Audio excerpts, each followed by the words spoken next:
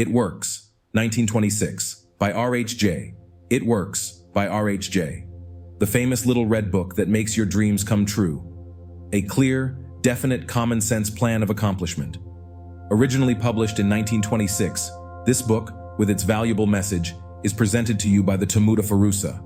Copyright 2021 Tomuda for USA, read by Randy Scott. All you joy would win must share it, happiness was born a twin. Byron. The author sent the manuscript of this book for criticism to a friend who returned it with the notation, "It works." This judgment, born of experience, was adopted as the title of the book. Publishers. A concise, definite, resultful plan with rules, explanations, and suggestions for bettering your condition in life. If you know what you want, you can have it. The man who wrote this book is highly successful and widely known for his generosity and helpful spirit. He gives full credit for all that he has accomplished in mastering circumstances, accumulating wealth, and winning friends to the silent working out of the simple, powerful truth which he tells of in his work. He shows you here an easy, open road to a larger, happier life. Knowing that the greatest good comes from helping others without expecting praise, the author of this work has requested that his name be omitted. What is the real secret of obtaining desirable possessions? Are some people born under a lucky star or other charm, which enables them to have all that which seems so desirable? If not, what is the cause of the difference in conditions under which men live? Many years ago, feeling that there must be a logical answer to this question, I decided to find out, if possible, what it was. I found the answer to my own satisfaction, and, for years, have given the information to others who have used it successfully. From a scientific, psychological, or theological viewpoint, some of the following statements may be interpreted as incorrect. Nevertheless, the plan has brought the desired results to those who have followed the simple instructions, and it is my sincere belief that I am now presenting it in a way that will bring happiness and possessions to many more. If wishes were horses, beggars would ride, is the attitude taken by the average man and woman in regard to possessions. They're not aware of a power so near that it is overlooked, so simple in operation that it is difficult to conceive, and so sure in results that it is not made use of consciously or recognized as the cause of failure or success. Gee, I wish that were mine, is the outburst of Jimmy, the office boy, as a new red roadster goes by. And Florence, the telephone operator, expresses the same thought regarding a ring in the jeweler's window. Meanwhile, poor old Jones, the bookkeeper, during the Sunday stroll, replies to his wife, "Yes, dear, it would be nice to have a home like that, but it is out of the question. We will have to continue to rent." Landum, the salesman, protests that he does all the work, gets the short end of the money, and will someday quit his job to find a real one. President Bondum, in his private sanctum, voices a bitter tirade against the annual attack of hay fever. At home, it is much the same. Last evening, father declared that daughter Mabel was headed straight for disaster, and today, mother's allowance problem and other trying affairs fade into insignificance as she exclaims, "This is the last straw. Robert's schoolteacher wants to see me this afternoon. His reports are terrible, I know, but I'm late for bridge now. She'll have to wait until tomorrow." So goes the endless stream of expressions like these from millions of people in all classes who give no thought to what they really want and who are getting all they are entitled to or expect. If you're one of these millions of thoughtless talkers or wishers and would like a decided change from your present condition, you can have it. But first of all, you must know what you want, and this is no easy task. When you can train your objective mind, the mind you use every day, to decide definitely upon the things or conditions you desire, you will have taken your first big step in accomplishing or securing what you know you want. To get what you want is no more mysterious or uncertain than the radio waves all around you. Tune in correctly, and you get a perfect result. But to do this, it is of course necessary to know something of your equipment and have a plan of operation. You have within you a mighty power, anxious and willing to serve you, a power capable of giving you that which you earnestly desire. This power is described by Thompson J. Hudson, Ph.D., LL.D., author of The Law of Psychic Phenomena, as your subjective mind. Other learned writers use different names and terms, but all agree that it is omnipotent. Therefore, I call this power Emmanuel, God in us. Regardless of the name of the great power or the conscious admission of a God, the power is capable and willing to carry to a complete and perfect conclusion every earnest desire of your objective mind. However, you must be really in earnest about what you want. Occasional wishing or half-hearted wanting does not form a perfect connection or communication with your omnipotent power. You must be in earnest, sincerely and truthfully, desiring certain conditions or things, mental, physical, or spiritual. Your objective mind and will are so vacillating that you usually only wish for things, and the wonderful, capable power within you does not function. Most wishes are simply vocal expressions. Jimmy the office boy gave no thought of possessing the red roadster.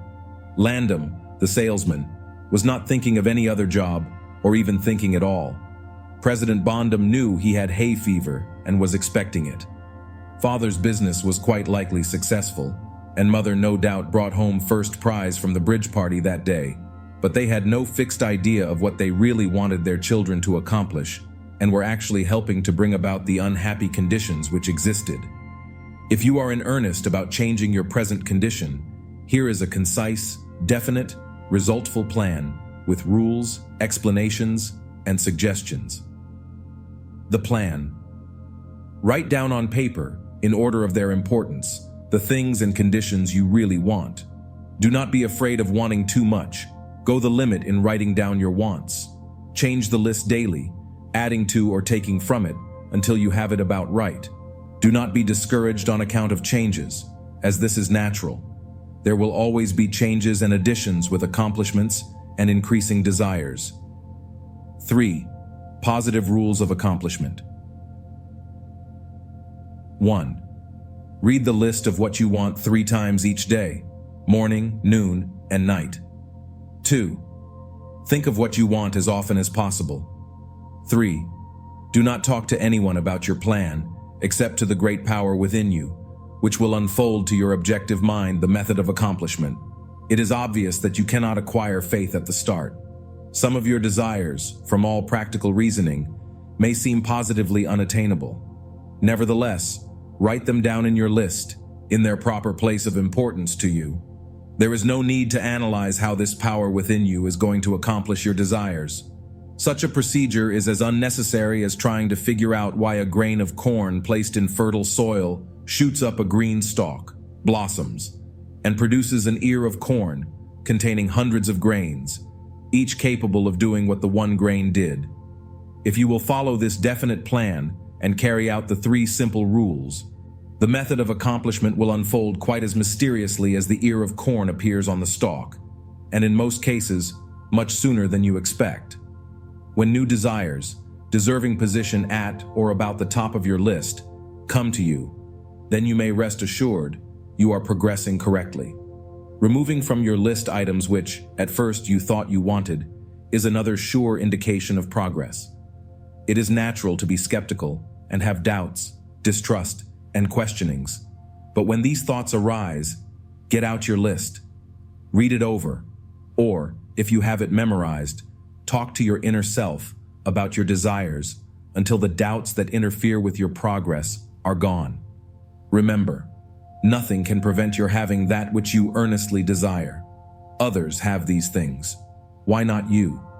The omnipotent power within you does not enter into any controversial argument. It is waiting and willing to serve when you are ready.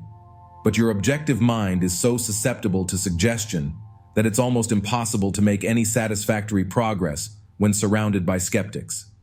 Therefore, choose your friends carefully and associate with people who now have some of the things you really want, but do not discuss your method of accomplishment with them.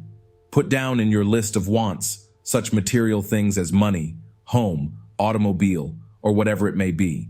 Do not stop there. Be more definite. If you want an automobile, decide what kind, style, price, color, and all other details, including when you want it. If you want a home, plan the structure, grounds, and furnishings. Decide on location and cost. If you want money, write down the amount. If you want to break a record in your business, put it down. It may be a sales record. If so, write out the total, the date required, then the number of items you must sell to make it. Also, list your prospects and put after each name the sum expected. This may seem very foolish at first, but you can never realize your desires if you do not know positively and in detail what you want and when you want it. If you cannot decide this, you are not in earnest. You must be definite, and when you are, results will be surprising and almost unbelievable. A natural and ancient enemy will no doubt appear when you get your first taste of accomplishment. This enemy is discredit in the form of such thoughts as, "It can't be possible," "It just happened to be," or "What a remarkable coincidence." When such thoughts occur, give thanks and assert credit to your omnipotent power for the accomplishment. By doing this, you gain assurance and more accomplishments, and in time, prove to yourself that there is a law that actually works at all times when you are in tune with it. Sincere and earnest thanks cannot be given without gratitude, and it is impossible to be thankful and grateful without being happy. Therefore, when you are thanking your greatest and best friend, your omnipotent power, for the gifts received, do so with all your soul, and let it be reflected in your face. The power, and what it does, is beyond understanding. Do not try to understand it, but accept the accomplishment with thankfulness, happiness, and strengthened faith. Caution. It is possible to want and obtain that which will make you miserable, that which will wreck the happiness of others, that which will cause sickness and death, or that which will rob you of eternal life. You can have what you want, but you must take all that goes with it.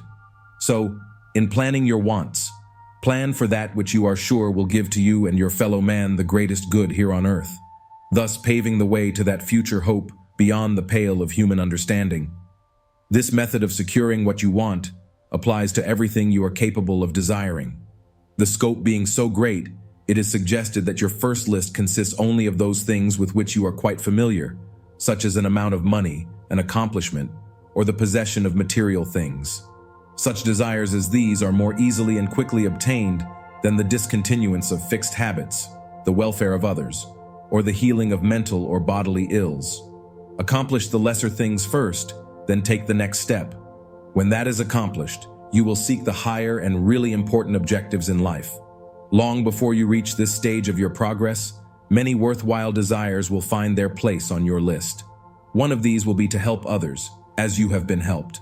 Great is the reward to those who help and give without thought of self, as it is impossible to be unselfish without gain. In conclusion, a short while ago, Dr. Emile Coué came to this country and showed thousands of people how to help themselves. Thousands of others scoffed at the idea, refused his assistance, and are today where they were before his visit.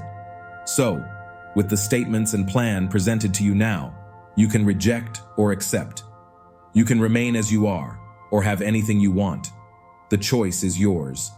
God grant that you may find in this short volume the inspiration to choose aright, follow the plan, and thereby obtain, as so many others have, all things, whatever they may be, that you desire. Read the entire book over again and again and then again. Memorize the 3 simple rules on pages 13 and 14. Test them now on what you want most this minute. This book could have easily extended over 350 pages, but it has been deliberately shortened to make it as easy as possible for you to read, understand, and use. Will you try it? Thousands of bettered lives will testify to the fact that it works. A letter to you from the author. Dear reader, the great possessions of life are all gifts mysteriously bestowed. Sight, hearing, aspiration, love, or life itself. The same is true of ideas. The richest of them are given to us. For instance, the powerful idea which this book has given you. What are you going to do with it? Are you surprised when I tell you the most profitable thing you can do is give it away? You can do this in an easy and practical way by having this book sent to those you know who need it. In this way, you can help in the distribution of this worthwhile effort to make the lives of others better and happier. You know people who are standing still, or who are worried and discouraged. This is your chance to help them help themselves. If you withhold this book from them, you will lose the conscious satisfaction that comes from doing good. If you see that they get this book, then you put yourself in line with the law of life, which says, you get by giving, and you may rightly expect prosperity and achievement. At the very least, you will have the inner sense of having done a good deed with no hope of being openly thanked.